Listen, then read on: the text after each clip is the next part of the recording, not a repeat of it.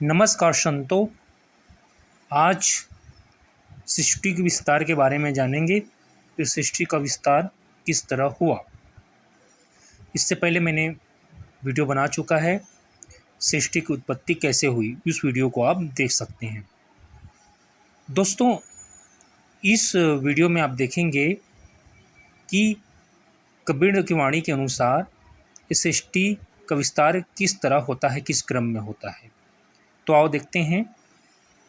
मैंने बताया था कि सत्पुरुष अचिंत पुरुष को प्रकट करता है और अचिंत पुरुष फिर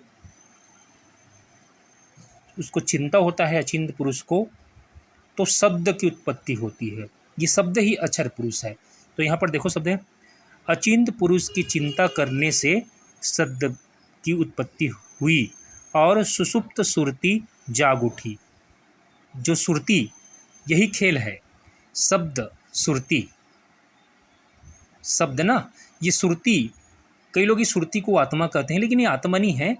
आत्मा की एक चेतना है ये सुरती, जो पहले निरंकार में रहता है, परमात्मा में लीन रहता है।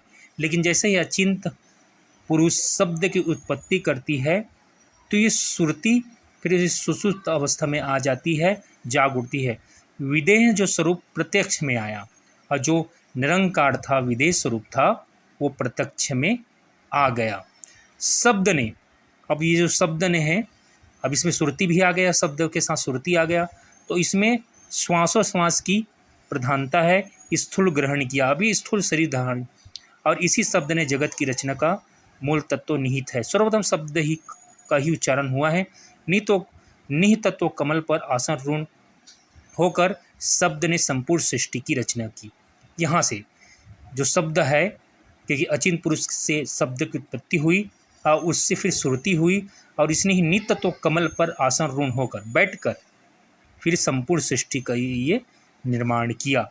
तो देखो, इसका हिंदी ये अनुवाद यहाँ है, इसका दोहा है, पुरुष अचिंत किन्हा उपजो शब्द सुत को चिन्हा, रहो गुप्त प्रगट भई काया, श्वास आड़ शब्द निर्माया, शब्द किन्हा आपन स्थूला, शब्द की माही सब का मूला, प्रथमे शब्द भयो उच्चार, निह तत्व का कमल सुधारा, निह तत्व पर आसन किन्हा, रचना सकल रचे दंदिन्हा। इस श्वास गुंजार उसका पद है। और फिर आगे क्या कहते हैं, शब्द की स्थूल शरीर धारण करने के पश्चात ही पांचों तत्व तेज, आकाश, वायु, जल और पृथ्वी की उत्पत्ति हुई। जब वो शब्द था, जब उसने स्थूल धारण किया, तो फिर पांच तत्व प्रकट हुए। सत्य पुरुष के पंच अमी से ही पांचों तत्व की उत्पत्ति। अब देखो, सत्य पुरुष के पांच अमी है, पांच अमी, उसके पांच अमी हैं। ये पांच अमी से ही पांच तत्वों की उत्पत्ति होती है।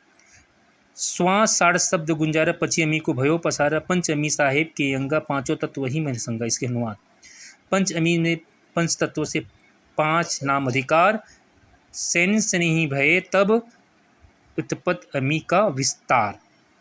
इसी आदि पुरुष सत्य पुरुष को निअक्षर नाम से सबूत मैंने पहले बता दिया है। ये जो सत्य पुरुष है, पांच निअक्षर पुरुष है, उसमें से एक निअक्षर पुरुष सत्य पुरुष है। निअक्षर से अक्षर की उत्पत्ति हुई। ये अक्षर क्या है? यही शब्द, जो शब्द है यही अक्षर है। फिर अक्षर से मन और मन से माया की उत्पत्ति होती है। इसी माया तत्व रज तम त्रिगुणी है। इसी प्रकार अक्षर, मन तथा मन की प्रसुप्ति माया के पांचों तत्वों के सम्मिश्रण से ये विश्व स्वरूप का निर्माण हुआ है। विश्व का निर्माण कैसे हुआ है? अक्षर, मन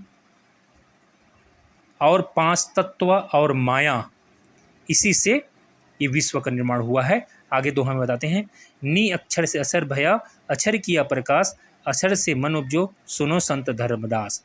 कि नी अक्षर से अक्षर पैदा होता है, अक्षर यानी शब्द, और शब्द किया प्रकाश, और ये देखो अक्षर का ही प्रकाश है। अक्षर से मन उपजे, और फिर अक्षर से मन उपजत होते, ये मन ही निरंजन है, सुनो धर्मदास। मन ते माया उपजे, और मन से माया यानी अष्टांगी की उत्पत्ति होती है।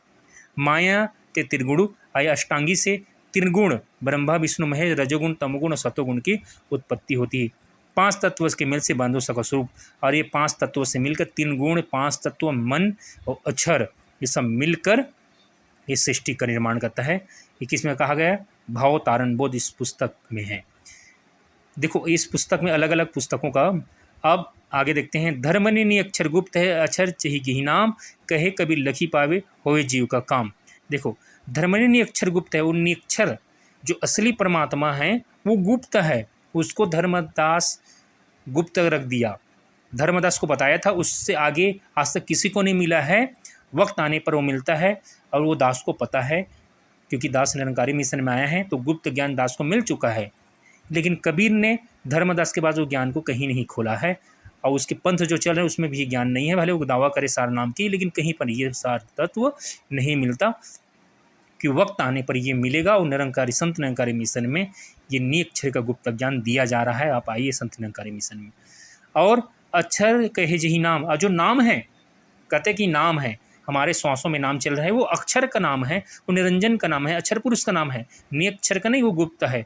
कहे कबीर लखी पाए जो ही जो का काम, और जो लग पाएगा वही जीव का बड़ा काम है। ये कहाँ बताया गया है? बड़ा संतोष बोध में। अक्षर आदि अनादि है, नी अक्षरता पार, यही बेच जाने मेरा बूढ़ा अफसासा। अक्षर आदि अनादि है, नी अक्षरता पार, कि अक्षर आदि अनादि है, लोग अक्षर तक अटके पड़े हैं। कोई निरंजन तक पढ़ा है, कोई अक्षर तक पढ़ा है, लेकिन नी अक्षरता पार, जबकि नी अक्षर को जानने से ही आपको पार उतारा होगा। ये निरक्षर निरंकार है, इसका ज्ञान गुप्त है, इसको समय के सद्गुरु देता है, ये गुप्त नाम है, इसी को सार शब्द कहते हैं। और कहे कभी जो इसको जान जाते वही इस संसार से पार होता है।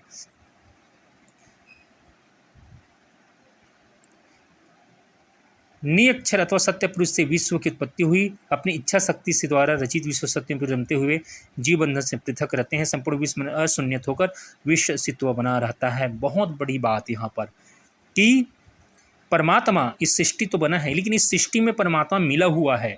जैसे जल में कमल रहता है, वैसे ही सृष्टि में भी है परमात्मा। ऐसे नहीं कि कहीं परमात्मा ऊपर कहीं बैठा है, वो नी अक्षर पुरुष है और यहीं पर है, तुम्हारे दाएं बाएं ऊपर नीचे, यही तो सार नाम गुप्त चीज़ है। इसको संत निरंकारी मिशन दे रहा है। कबीर ने धर्मदास को दिया था, उसके बाद किसी को नहीं दिया है। तो ये जो परमात्मा है, नी अक्षर पुरुष है, उस सृष्टि पर भी है।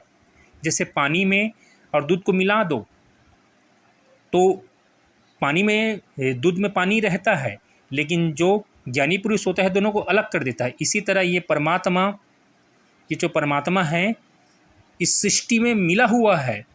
तो ज्ञान द्वारा आप इस परमात्मा को स्पष्ट देख सकते हैं।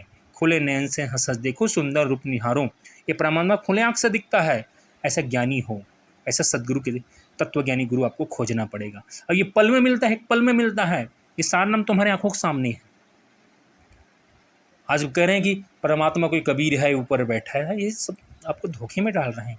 अरे वो निरक्षर पुरुष आपकी आंखें के सामने है, स्पष्ट कहा गया है। देखो, निरक्षर अथवा सत्य पुरुष विश्व की उत्पत्ति हुई है, तो अपनी इच्छा शक्ति से रचित विश्व सत्य में स्वयं रमते हुए, यानी सृष्टि पर भी वो रमा हुआ है।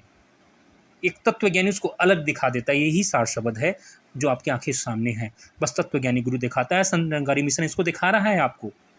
एक पल में मिल जाता है सार शब्द। ये रमा हुआ है सत्य पुरुष ने अक्षर। तो भाई, तो बस आज इतना ही, फिर आगे के वीडियो में लाऊंगा। तब तक इस वीडियो का आप आनंद लीजिए।